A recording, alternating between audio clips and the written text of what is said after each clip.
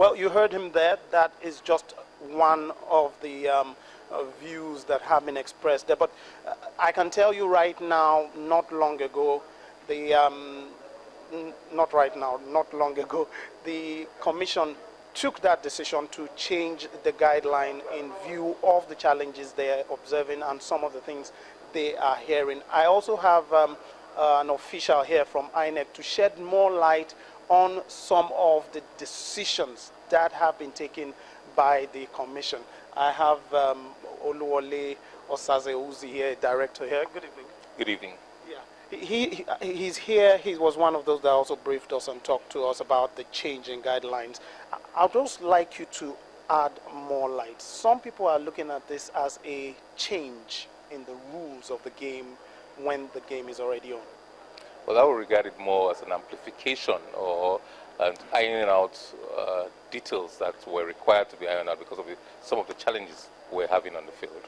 Yes, so it's an additional thing for purposes of clarity in case of equivocation.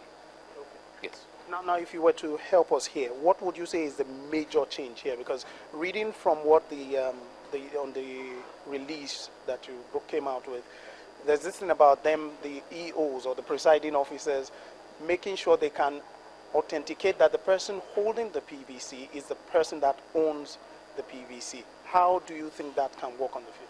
Basically, it's a constitutional issue. The underlying reason is this: any genuine voter who turns up in the polling unit should be accredited and should be allowed to vote. You cannot deprive a genuine voter from voting, being accredited and voting. So basically, it's against that backdrop. I would say, look, yes, we might be having challenges with the card reader. Wherever challenges with the card reader occurs, we should go ahead and by all means try to identify the person to ensure that the person bringing that card reader, the holder of that card reader, is indeed the person entitled to use that PVC.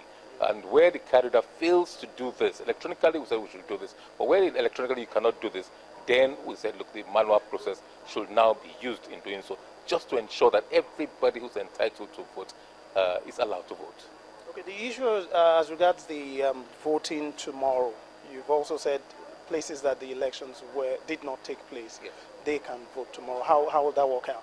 That is not new. That has always been, when we consulted with stakeholders, particularly the political parties, it was agreed that if within a reasonable time the card reader fails to read, then we should proceed to the following day to start the whole process again.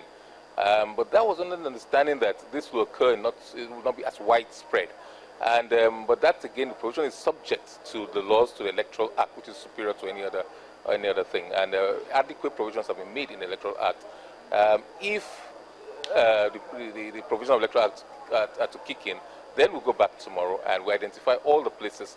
We'll see how widespread it is, see how many registered voters are concerned, and see the tally as we have it for now. Okay, but just very quickly, how has this information reached every polling unit and reached every official, the ad hoc staff on the field?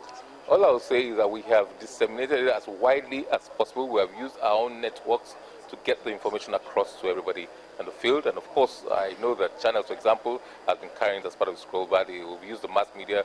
We did issued a public statement circulate to all media present here in our collation center, a situation room, and we've used all our platforms. Our website should be on our website by now, and all other platforms, apart from, of course, text messages and calls to all state offices to ensure that this gets done. Yes.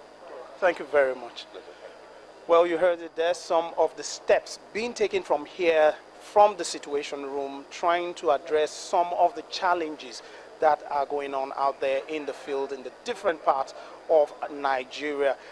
Right now, the Commission will still be briefing. We're standing by whenever they have anything else they would need to point out. And as they do that, we'll get it across to you.